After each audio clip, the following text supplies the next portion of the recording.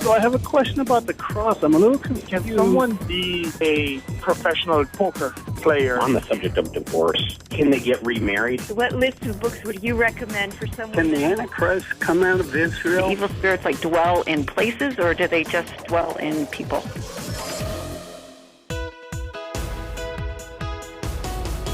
This is Pastor's Perspective. We're here every Monday through Friday providing answers on a variety of topics, including the Bible, end times, other religions, and the family. Call right now with your question at 1-888-564-6173. That's 888-564-6173. You can also post your question at facebook.com/Pastor's Perspective. Answering your questions today is the Senior Pastor of Calvary Chapel, Costa Mesa, California, Brian Broderson. Also on today's panel is author and speaker Cheryl Broderson.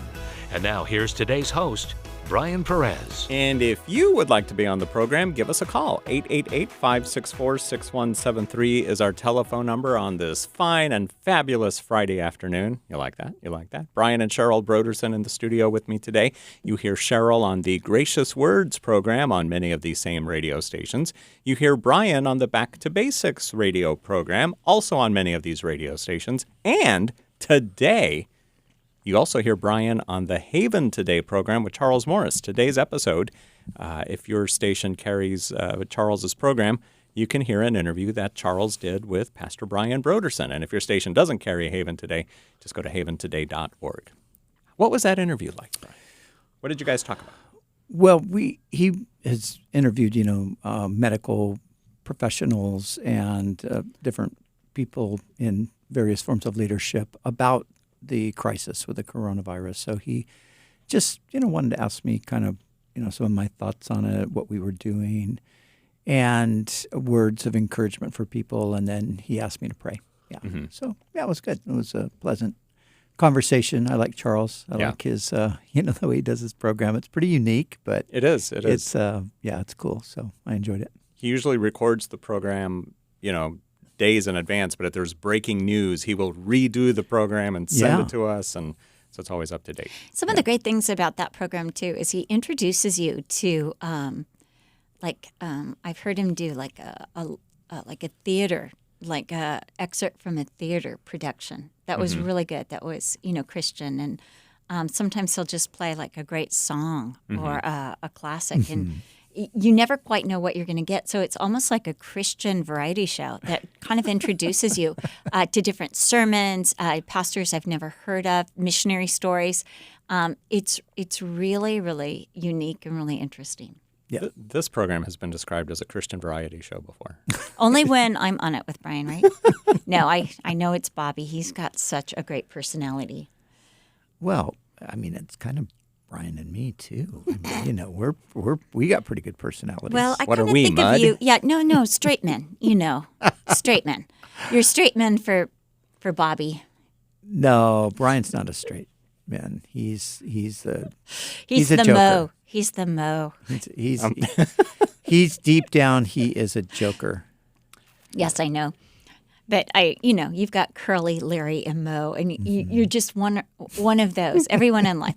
Actually, I've been able to pin down just about every personality I know to somebody from Winnie the Pooh. I thought you were going to say the Three Stooges. No, Winnie the Pooh. You're going to meet a Kanga, a Roo, a rabbit. Winnie. Mm-hmm. So anyway, I've got my children all pegged. So a Tigger. Yes. What's full his of name? fun. Eeyore, an Eeyore. Eeyore, yeah. Eeyore, yes. And then a Pooh Bear. Yeah. Pooh Bear, so cute. Okay, but really that has no biblical authority at all. So do not quote me on it. And if you think otherwise, you're probably right. So there you go. You're right, I'm wrong. So the coronavirus continues. Talk about it and everything else. And we have a guest on the telephone who's been with us before.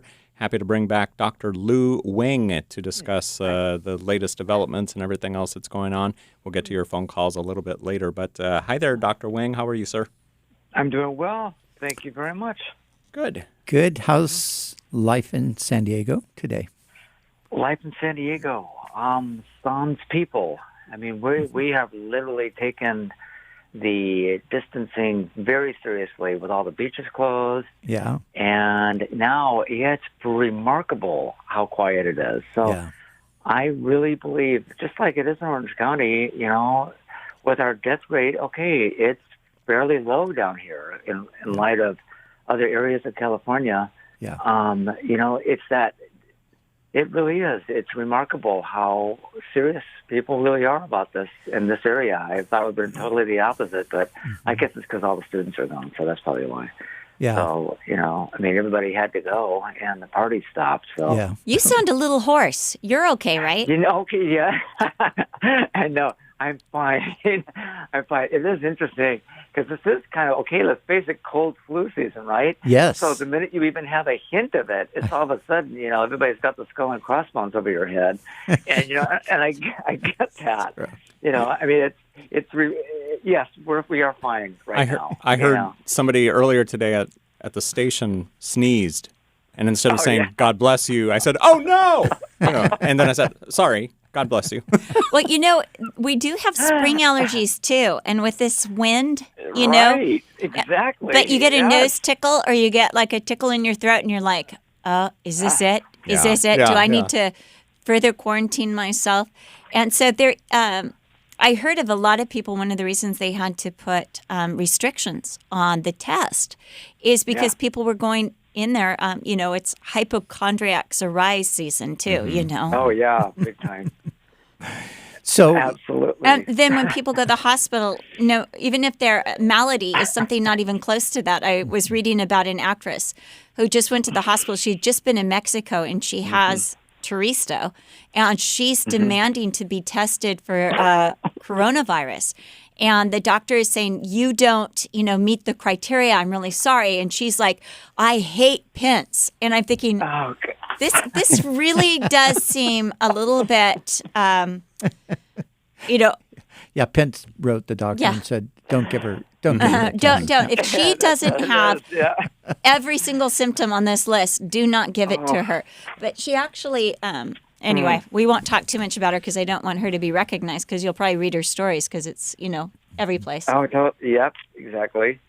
So, Lou, what's new? I think it was last week we had a conversation here on the air, and we were kind of still in the very early stages of things, and there were, kind of sort of predictions about where things were going to go. I mean, there were some pretty radical predictions about millions and millions and millions of people not only being infected, but perhaps even dying and so forth. So where are we at now from your professional point of view? Well, and from our profession in general in the drug development world, we are really looking closely at, just as we're hearing on, most of the Anthony Fauci and all of the comments that they're making as of today, we are in a really very, very vital phase of taking, just like I was saying a moment ago, seriously, this idea of,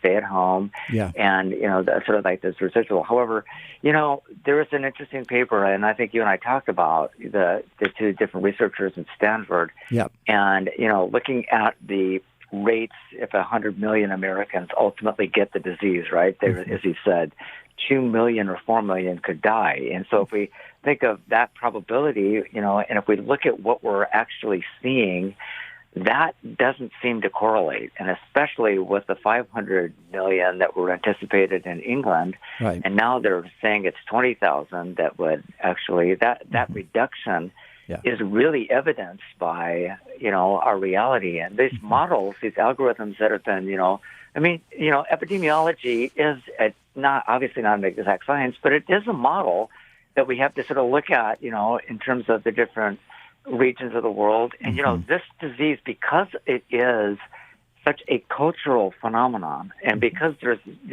reason to believe that patient zero has actually been identified as a woman in Wuhan who, had the shrimp and, was real covert about her symptoms and, spread it to 27 different people. And, the whole story is sort of developing as we speak.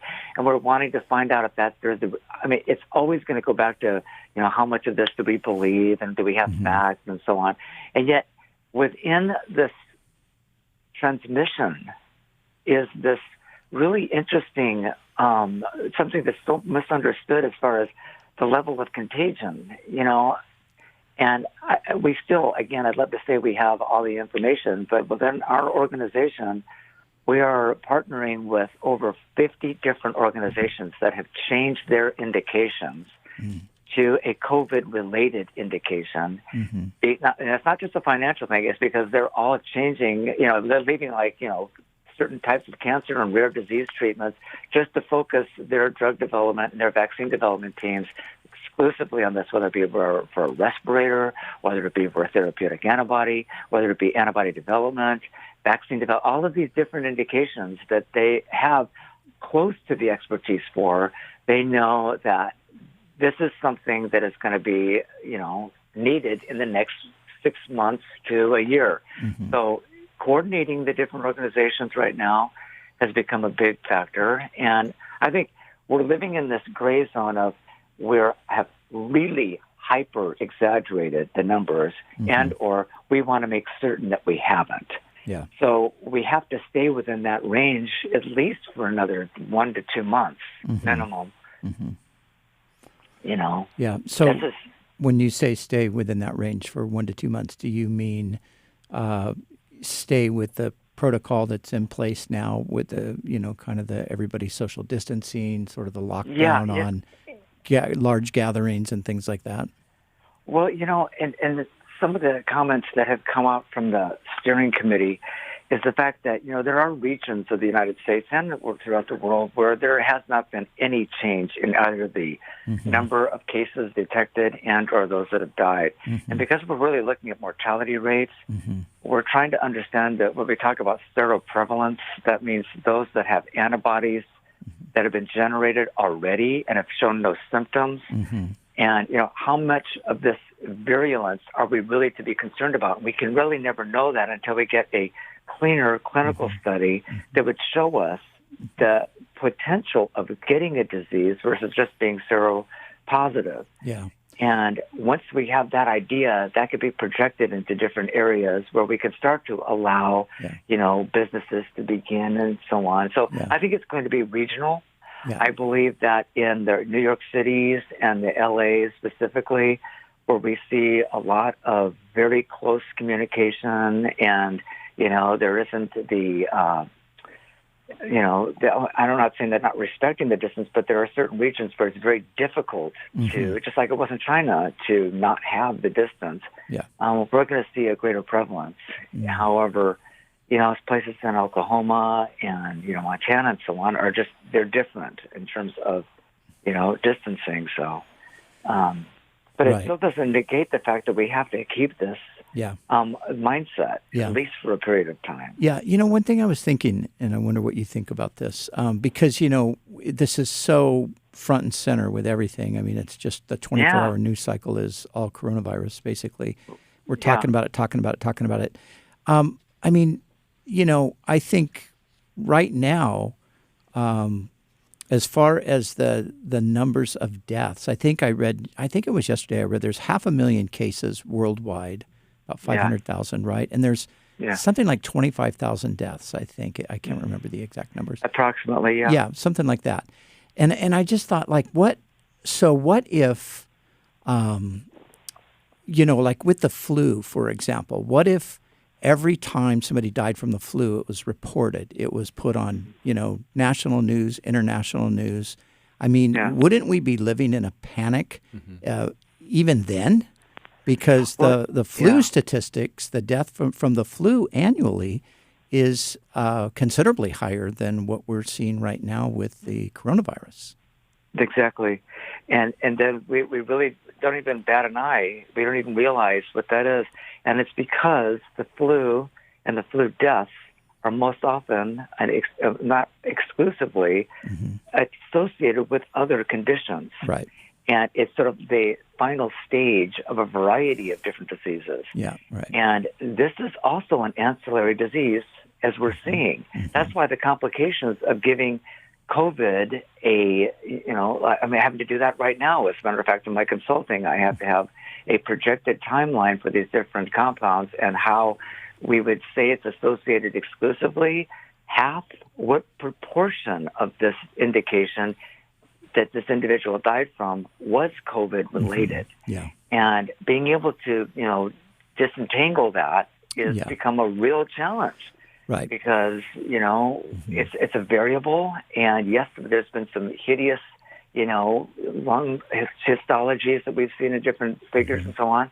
But, the question is, are we seeing that? Yeah. And is that really what people are actually, part of their death? I mean, the ones that are here in San Diego have all been associated with another disease. Yeah. So, and I think I told you, and I don't remember if you read it or not, but I read that report from that, official from Italy, and he was talking about the way they report fatalities, and he said that is the problem in this high fatality rate is that if they had COVID, it's just automatically being assumed that that was the cause of their death. But he said every single patient had 2 to 3 other conditions. And the 2 to 3 other conditions were more than likely what killed them, or maybe the coronavirus hastened it because of the previous conditions. But exactly. Does this exacerbate the already whatever the condition is? Was it kidney failure plus this? And so on. So I really think that's what our challenge is right now. But, saying that, it gives you that sense of, well, finally we can take a breath and we can sort of, let down our guard. And that's the danger zone. So, it's this vigilance, whether it's hyper or just, standard vigilance that we need to maintain, we are seeing the results right now. And, I know it's having an economic impact big time, but, you just saw the bill that was just signed today, up to $6 trillion. I mean, this is an insane amount for an economic recovery, right? I mean, we don't even realize the number of zeros on that. And yet, it was just signed. And so what is that going to do? And how is that going to get disseminated? And how is it going to affect small businesses and, in general? Well, it's meant to keep our economic, status alive. So, I think a lot of our panic and our worry is, sort of central around economy related to this. And so I just think it's fascinating what this is unveiling in so many of our lives, personally and corporately. It is just absolutely astounding. And I think what I've seen, though, in Orange County is I think people generally, especially here in Orange County, are cooperating. I mean, when you go to the market, Brian and I were there 2 days ago, and there's strips that you stand on, so you maintain 6 feet from the register, the people in front of you. Right. And so what I see is this mass spirit of cooperation, which, the hardest thing for me is that they closed down the parks and the beaches. Because Brian and I went walking there, and everyone was keeping social distance, but we all needed to be outside. We all needed to walk. And I wonder sometimes if by closing the parks and the beaches, if they're not congesting us, inadvertently, But I think it's a reaction to, all of a sudden in March, the parks and the beaches were packed like it was July or August. So I think that was partially, everybody, because we went to our normal place, where we go to the beach and walk. Usually normally we solitary. see maybe 3 or 4 people on a 5-mile walk, and we saw like 5,000 people. I mean, there were so many people. It's unbelievable. I know. Yeah, I know. Exactly. And so the pendulum had to swing. So and that, Lou, let me ask you this. So, there is talk that, perhaps, and, the president has said, it would be wonderful if we could get things back up and running by Easter. He hasn't made any promises, said, it's a long shot. Right. But, that would be great. What do you think? I mean, to me, that just doesn't sound realistic. Well, not only does it not sound realistic, but by this time, something would have been said that's sort of leading towards that. My gut sense is Tony Fauci basically made this statement as, don't even think about it at this point. And so with that in mind, I think it would be really, because nobody would partially let down. They would let down completely. Yeah. It would be very difficult to understand what that mid-zone is. Yeah, So, exactly, yeah. Yeah, know. and I mean, even if they said, okay, well, you can go back to having a gathering of 250. Somebody with a large right. congregation, when you say, okay, the first 250 can come to church and the rest of you have to catch it online. Yeah, so, we were talking to our staff today, and it's like, no, we're going to be online. Good Friday is 2 weeks from today. So I know it. we're amazing. Yeah, so we're going to try to be creative with our online services, but we will definitely be online. Oh, yeah. Yeah, there's a lot of things you can do. As a matter of fact, what you've been doing has been amazing. I think, it's this really challenge to creativity and, understanding the times. Yeah. Because, God's obviously got a plan in all this, and He's certainly teaching us a lesson. And I think a lot of the lessons are always going to boil down to financially and where we're at with spiritually in our attitudes. It's just absolutely amazing. Yeah. And I think we just have to keep in mind that, the Lord, it's not a cliche to say the Lord is in control. And just to rest in that. And I think, I've not too many people, but occasionally, I see people commenting like, oh, gosh, we can't gather as a church, and that's so bad, and why are they doing this to us? And it's like, well, we can survive. It's okay. God is still God, and we're still the people of God, and if we can't congregate in our building for a while, it's okay. The Lord's going to get us all through it. So, Right. I think the onus becomes even more so with the leadership in terms of, how do you, let the sheep go, but also keep them in, that dynamic balance of we love you enough to respect the distance and how that plays out is so important for us to not see this as a vacation, but to see this as how God wants us to, be involved in others' lives, whether we can stand next to them at this time or not, It is. It's a real interesting time. I don't think it's going to last for, years on end. Yeah. Talking about the flattening of the curve, I believe that is happening. Yeah. And especially in areas like Orange County and in certain areas of LA. I just think some of the deeper areas like up, in Silver Lake and all these kind of places where, it's super dense, you're going to have that challenge. Yeah. And the individuals, recognizing that, family and so on, it's going to be a challenge. So that's really what's going to be the impedance in it. Yeah. It's the urban areas. Right. Okay, well, thanks so much for the update, and give our love to Pam. And absolutely. Can't wait for the lockdown to end so we can hang out. Have coffee. Absolutely. Absolutely. I can't wait. Yeah. Maybe even take a walk on the beach together with you guys. Well, now, wouldn't that be awesome? Yeah. I know you ride your bike everywhere, so we could just watch you. Good. Walking's good. That's right. That's right. All right, Lou. Thanks so much. Guys. All right. Thank you. Okay. Lou Wing, our guest on the first half of the Pastor's Perspective program. And you can find out more about Lou. Just Google his name. Lou is spelled L-U. Lou Wing. Look him up that way. Lou for Lumen. Lumen. We've been illuminated today on the program. Yes. Yeah. Lou is very illuminating. Yes, he is. I think his mother sensed that when he was born. Like, he's going to be... Maybe he was glowing. Maybe he was glowing when he was born. Yeah. He definitely has so much energy and brilliant. Yeah. So brilliant. And, Lou is one of our instructors at our Bible college.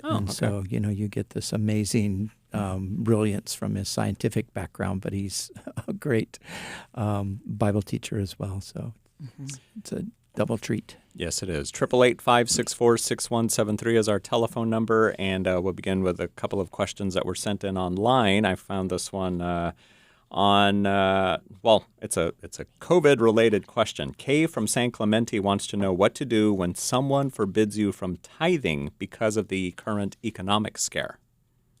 What do you guys say?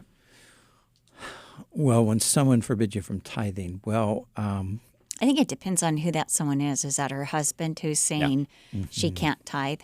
I have a girlfriend who years ago, her husband told her she couldn't tithe. And so what she did is whatever money he gave her or whatever was just her own, that's what she tithed, from her income, not from his, not from their joint income, but just from hers. And she said that she felt the blessing of the Lord on her, whereas her husband, who wasn't saved, had no blessing. And I know, Brian's mom, she's been married to a non-believer for years, and she's always just tithed from her income and, from what she had.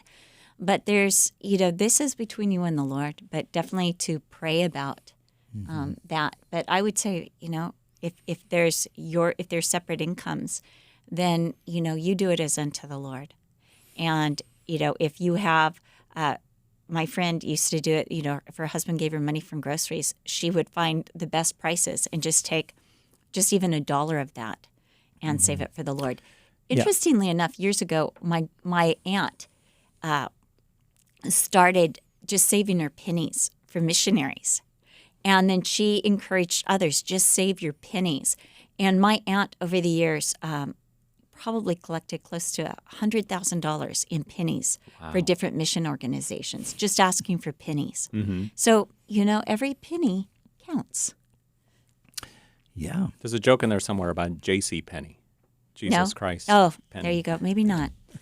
Okay. Yeah. Rough crowd. And back to that that question, I would say if it's a joint account and, you've got all of this resistance or opposition, the Lord knows your heart. Yeah. And so you just can rest in that. It's not like, God's not holding you responsible for something you really don't have any power over at this time. So. All right. Kay, thanks for sending in that question. Here's another COVID-related question, and then we've got others as well coming up in a bit. Dan in Los Angeles, welcome to Pastor's Perspective. Yeah, hi, Pastors. Thank you very much for taking my call and being on in these times.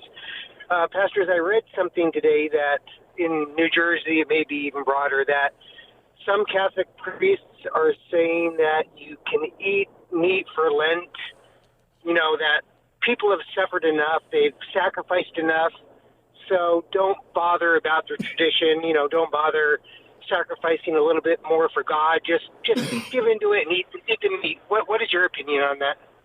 All right. Brian? Well, so many of those things are, they're sort of man-made rules in the first place. There's nothing biblically that commands that you observe Lent. There's no such thing as Lent in the Scripture. You do have in the Jewish feast, you have like the Day of Atonement. You have some things that you could connect to like a Lenten period. But Lent is really a voluntary thing. If it's forced on people, then it's not good in the first place. But it's a tradition. It's not a biblical mandate. And so I would say that, in some ways, the priests are acting a bit like Jesus did when, the Pharisees were the ones who were trying to hold everybody to these super strict man-made rules, like regarding the Sabbath and things. And Jesus would say, well, look, the Sabbath was actually made to bless people, not to burden them or curse them. You guys are making it a big burden to them. So I think that's fine. And yeah. What do you think, Dan? All right.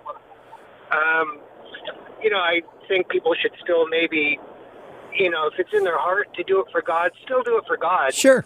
That's absolutely right. I appreciate what you're saying. Yeah. Okay. Thanks, Dan. All right. Thank you. Thank you for listening to Pastor's Perspective. It's interesting that the Pope a few days ago, he came out and said to people that, now because there's no access to confessionals, that you can actually just confess your sins directly to God and he will forgive you. Which is kind of what it says in 1 John 1:9. It's kind of exactly what it says. Yeah. But it's one of those things that, a person who came out of Roman Catholicism and a person who has, sort of contended sometimes, with Catholics over different aspects of the faith. This is one of the points that will often come up. Like actually Jesus Christ is the one mediator between God and men. We go directly to Jesus. So the Pope is actually now just supporting what the Bible has always said Yeah. since the time it was written. And I think when people get used to going directly to Jesus, they're going to say, you know what? I think I'll do this from now on. Back with more of your questions in a moment. Stand by. Pastor's Perspective continues in just a moment. Stay with us.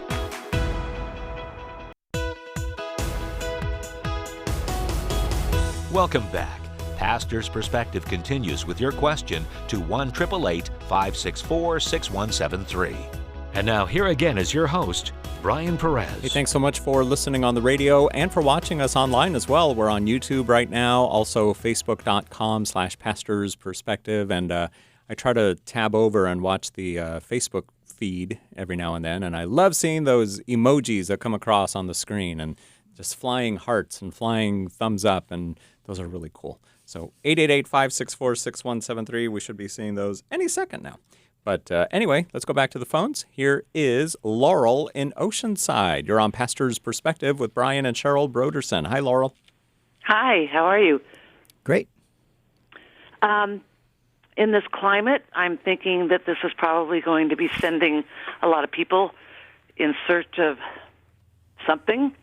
And I was just wondering if somebody were to be reading the New Testament and the Bible for the first time, what your opinion is on how to read it in order of sensibility. Mm-hmm. Is there somebody on your mind or on your heart that this might apply to? Well, myself, for one. You know what? I would start either with probably Matthew or, any of the Gospels, actually. I love all the Gospels.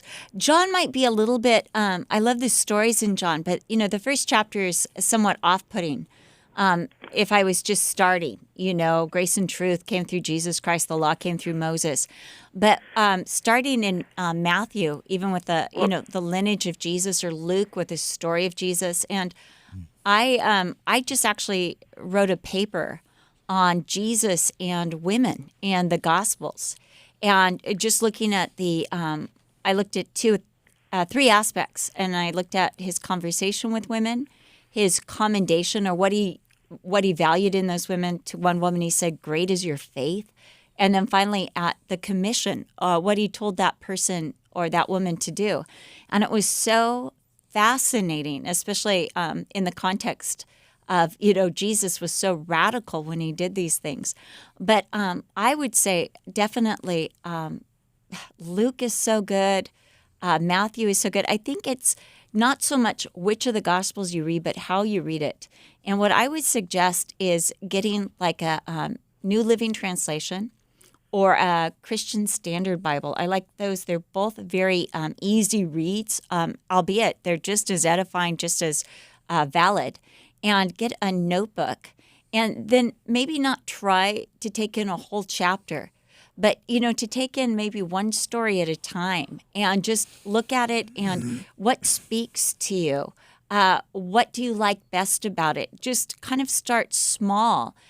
If you like doing that story so much, you're like, oh, one more, then do two stories. But I like to say my question that I always ask myself whenever I do a Bible study is, what is my takeaway? What is my takeaway? What am I learning? What am I seeing in this? Or, what is the Lord seeking to tell me through this? But, we read the Gospels really to know about Jesus. And until you read the Gospels, Jesus, when the Pharisees came to him, he said, "You search the Scripture because in these you have life, but these are they that testify of me." The way to unlock the rest of the Bible, to understand Paul or any of the Pauline epistles, the way to understand even what David is saying in the Psalms or what Genesis and all these other books are about, it's Jesus. And once you put Jesus at the center of it, it all makes sense. He's the key that unlocks your understanding to everything. And you realize that creation from the beginning and the Pauline epistles and Revelation, they all center on Jesus. What say you, Bri? Oh, is there anything else to say? I mean, that was good.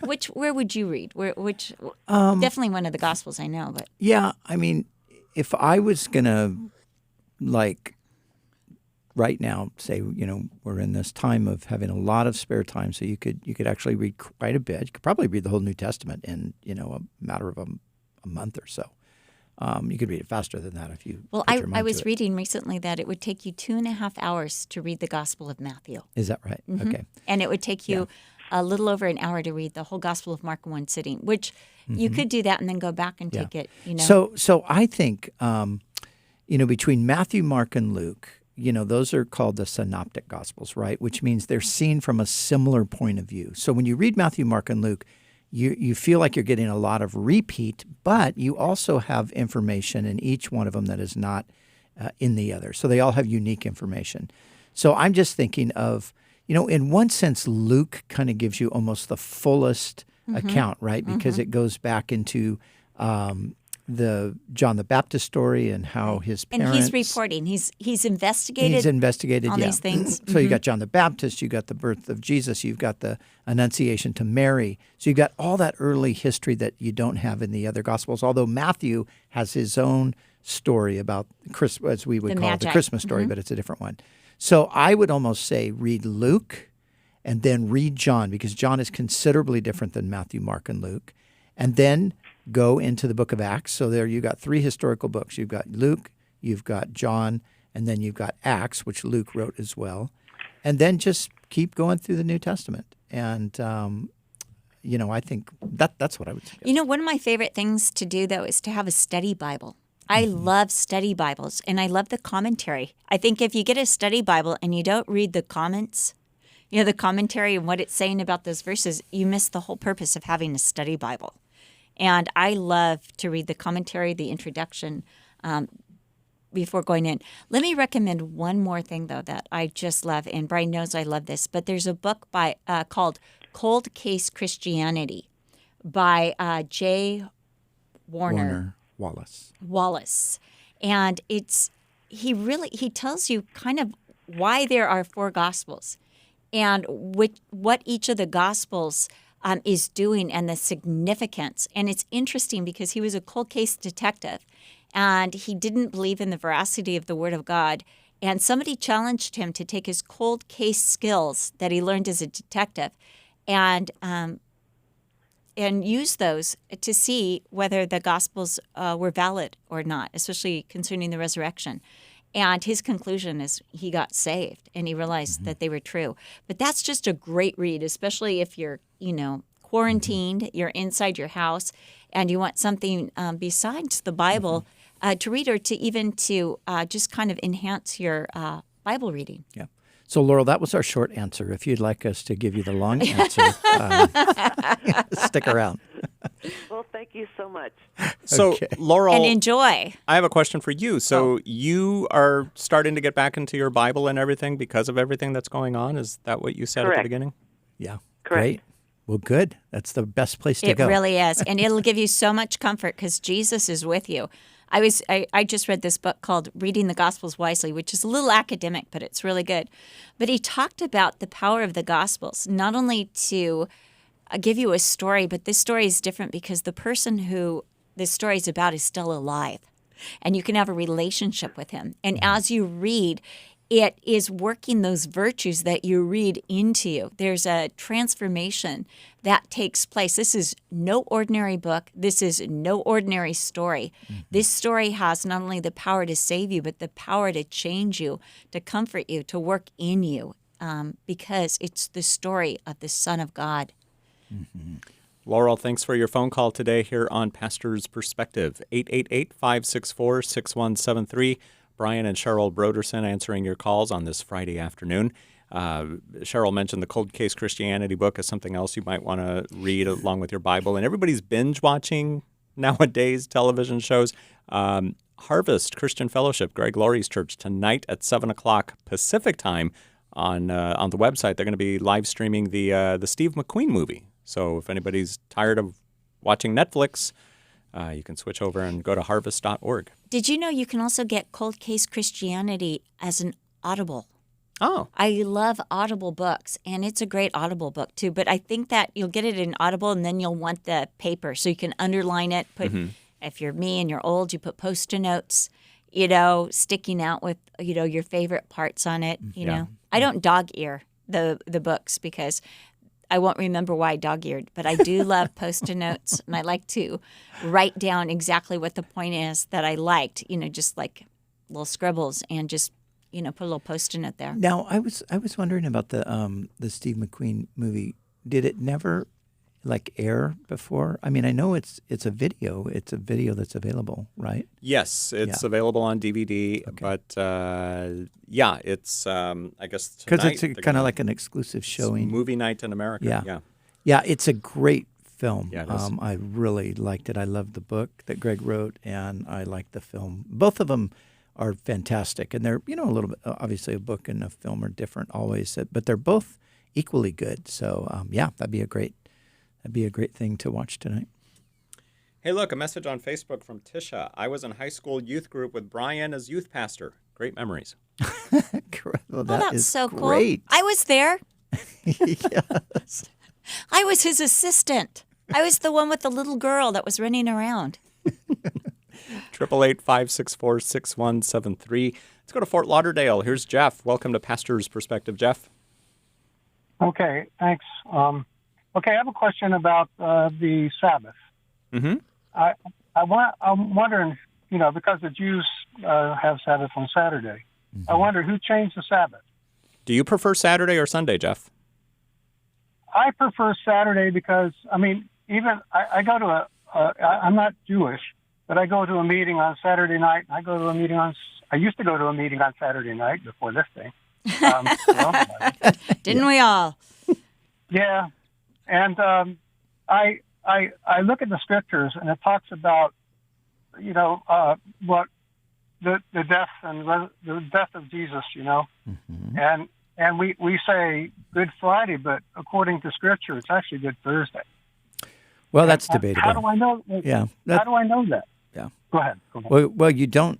Nobody knows. It could have been a Thursday. Yeah. It doesn't say it was Thursday or Friday. They didn't use those terms in those days. But the nobody changed the Sabbath. The Sabbath is still Saturday. You go to Israel and the Jews. That's the day they observe, their day of rest. It starts Friday night at sundown and ends Saturday night at sundown.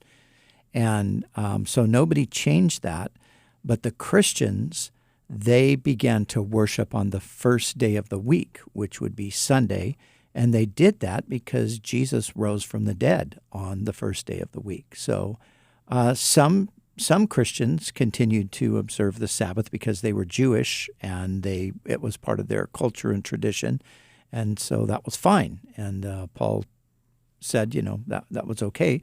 One man esteems one day above another. Another person esteems every day alike. Let each person be fully persuaded in their own mind. So there's no command in the New Testament for Christians to observe the Sabbath. It was given to Israel, and again, you can observe it if you want, but you just don't want to think of it in terms of being a more holy day or a more special day, or I'm a better Christian than other people because I actually worship on the Sabbath day. So. Yeah. Jeff, what do you think? I think most Christians are better than me, so I don't have any problem with that. Okay, well, we're all righteous because of what Jesus did, right? Mm-hmm. Thanks so much for your phone call today on Pastor's Perspective. Next, we'll go to Robin in Ohio. Hello, Robin. Thanks for calling us today. Hi. Hey, thank you for taking my call. You're welcome. I have a quick question for you. It was always my understanding that angels were typically in male form. And I was reading in Zechariah 5 where it talks about there's an angel there talking to the prophet Zechariah, and there is the basket of wickedness, the woman in it with the lead lid. Yep. And two gals come and pick the basket up, and they have wings, and they're flying on those angels. Right. But I have to tell you this, and don't be disappointed, but he's talking metaphorically. And you've got something akin to this when you've got in Revelation chapter 17, and it describes Babylon or the religious system of the world as a harlot. And she's sitting there and she's eating believers and the blood is dripping out of her mouth. It's an ugly picture, but it's a picture of wickedness. And so what Zechariah wants to show you is, again, this has to do with Babylon. He wants to show you the wickedness that has come out of Babylon. So he's speaking metaphorically. So to take it literally is not a good idea. When it comes to angels, you said they appear masculine. They're often given a masculine pronoun. He did this or he did that. But Jesus said that the angels of heaven neither marry nor are given in marriage. So I would be more of the position that they probably are above a gender, you know. Also, we don't have the angels pictured in heaven when they appear, at least when they appear to men, as having wings. But you do have the seraphim and you do have the cherubim, and they're winged creatures that fly around the throne of God. What say you, Bri? Well, yeah, this is a good case in point, as you're saying. This is a vision that he sees. So to try to make it, at this point, to try to understand it as a literal thing, that there are these women with wings like a stork, and they pick up this basket and they carry it to Shinar. Shinar is Babylon. This is a vision that he sees, and yet, we can't conclude that, okay, I guess there are some angels who are female. You know, it's interesting because today I was teaching on Joseph, and you've got these dreams, and the dreams are communicating a reality. But, in reality, Joseph has this dream that, there are all these sheaves, and 11 sheaves bow down to his sheaf, but that didn't really happen. I mean, sheaves didn't really bow down to one sheaf. It was symbolic that Joseph, who was, like his brothers, suddenly his brothers would bow down to him. And then he had another dream where the sun and the moon and the stars bowed down to him. But the sun and moon and stars didn't really bow down to him. They represented, people. Yep. And you've got the same thing with Pharaoh. You don't have literally 7 fat cows that came out of the river with 7 skinny cows eating them up. It's metaphoric or it's symbolic. And with these women, you could say they're metaphoric or they're symbolic of a reality that there's wickedness in Babylon that God is suppressing, or allows to be suppressed. Robin, thanks for calling us from Ohio. Let's continue traveling east to Virginia. Here's Kim. Welcome to Pastor's Perspective, Kim. Hey, guys. Hey. Hi. How you doing? Good. Staying safe, staying healthy, washing our hands. That's what I like to using our elbows. Great. Good. So I just had a question about family planning, if I had to put it under a category. I'm just wondering if there's anywhere in the Bible where it says or guides on stopping having children or just anything along those lines. I know that we're supposed to be fruitful and multiply, but I'm wondering if there's anything on the other side of it. How many kids do you have now, Kim? I have 5. And how many do you want to have, Kim? 5. Just kidding. No, so like several years ago, after my 3rd child, I had a really strong encounter with the Lord where he said, give me the womb control. And so over the years, I've just been kind of marinating in that, and just I feel like he's really shown me just how the enemy is just attacking the family, which we know. And so just speaking with my brothers and sisters in Christ and their reasons for wanting to maybe stop having children, they not to be insensitive, but it sounds very fleshy, overwhelmed, or maybe they're concerned about finances, things where I feel God wants to say, trust me, give me that control. So I'm just wondering if there is anything in the Bible that says, no, if you're struggling, don't continue to procreate. Yeah, no, there's nothing in the Bible one way or the other. However, there are scriptures in the Bible that everyone needs to be convinced in their own mind before the Lord. And I feel like something like what you did, you had a personal encounter with the Lord where the Lord clearly spoke to you. And I think sometimes for us to, what God has spoken to us, to then try to make it the rule for everybody or judge people by what the Lord has spoken to us personally can be legalistic or judgmental. Absolutely. Actually, I don't eat sugar. I haven't had sugar in, 12 years. I haven't had a bit of sugar. But I don't judge other people like, oh, I haven't had refined sugar. I've had coconut sugar. But I don't judge people by like, oh, you eat sugar. Don't you know what that does? But I had an encounter with the Lord where I really felt like the Lord said to me, give me this. And I gave it to him.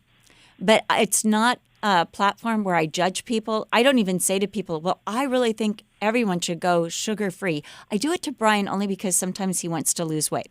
But I don't do it to other people. I just never have. And because it's a personal conviction.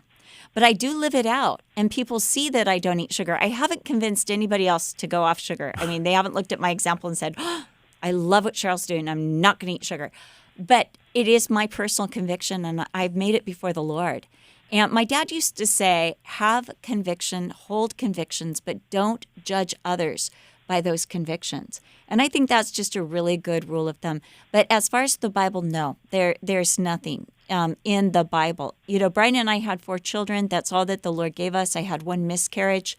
That's what the Lord gave us. And we love our children. They're all old, really old now, shockingly old. And they grew up so fast. And, honestly, looking back, I wish I had 10 children. They're really glad I stopped at 4. But, I absolutely love children. And I think that they are a gift from God. And if this is your conviction, I think that, I think that's, fantastic. I just don't think the person with a lot of children should judge the one with few, or the one with few should judge the other. In fact, I find it's more probably you feel judged more than you're judging others, because that's kind of the culture we live in today. Mm-hmm. Yes. You know? And absolutely. I would say I think everyone is in a process in their relationship with the Lord, and right. I'm very tender to that. Absolutely. Right. I'm a labor and delivery nurse, and so it's definitely something where I'm just it's just been on my heart, and I'm like, oh, how do I help? I didn't know if there was something specific if someone. But, just what you said, that children are a gift from the Lord. Just that, my daughter just delivered, and I got to be in the room with her. And it was such a divine experience. But we had this labor nurse who stayed with us all night long. And wouldn't you know, right when she was going to go off of her shift, that's when, my daughter had the urge to push. And do you know she stayed just to be with us during this time? And she was so amazing. I mean, afterwards, which now that coronavirus is going all around, it probably wasn't such a good idea, but I hugged her. I hugged her more than once. But she was just so phenomenal. But, I felt like the nurses in there treasured children. She stayed because babies were of value to her. And she just being a labor and delivery nurse and valuing children like you do, that is such a great example. That is so awesome. We have a friend who has 7 children, and all of them are so brilliant and so good looking. We really think she should have had more. Kim, thanks for your call today on Pastor's Perspective. So we're coming up on the weekend, and everybody gets to go to church. But they get to go to church via their screens, or their they can listen on a device. Maybe they won't see it on a screen. But just want to encourage everybody to tune in. We'll be having our normal service times here on Sunday at Calvary Chapel Costa Mesa at live.cccm.com, and that's at 8:30 and 11. And as far as I know right now, we're going to resume our series in Philippians. So we've taken a couple of weeks off. I was going to say, you said that last week. I did say but that, you know yes. what? That's why I said as far as I know right now. Our Sunday school also has a curriculum that you could get your kids coloring or doing a project, and the whole family can have church together. And it's all online. You can just go to ccm.com and you can pick that up. But our junior high or high school? I'm looking forward to being on your screen with you on Sunday morning. We won't actually see each other, but just knowing that each other are there, that's a great thing. So, Brian's great at teaching like the empty. He teaches as if it's filled to capacity. I think he's a visionary. When I go up in front of the empty, because I did Joyful Life today, to an empty. Actually, I was so excited. Shannon Quintana sat in the front row, and just having her there just made it so much easier to do because she was reacting a little bit. I actually sat on the front row last week, and Brian never even knew I was there. That's kind of sad. All right, so I was preaching to all those other imaginary people. Yes. But I wasn't imaginary. I'm here, Brian. Touch and see. No, I have hands. not yet. Social distancing. That's what it's all about. Live.cccm.com is how you can watch Pastor Brian this coming Sunday morning at 8:30 or 11 o'clock Pacific time, so check that out. And if your church is doing something online, support them as well. Thanks so much for listening to the program today, and we'll be back on Monday, live on Monday. That'll be good. We'll see you then, 3 o'clock Pacific time. Phone lines open about 7 minutes before that. For Brian and Cheryl Broderson, I'm Brian Perez. Have a great weekend, and see you at church online on Sunday. Thanks for listening to Pastor's Perspective. We trust you've been blessed and had your question answered. Join us Monday through Friday and follow us on Facebook at facebook.com/pastorsperspective. The preceding was sponsored by Calvary Chapel, Costa Mesa, California.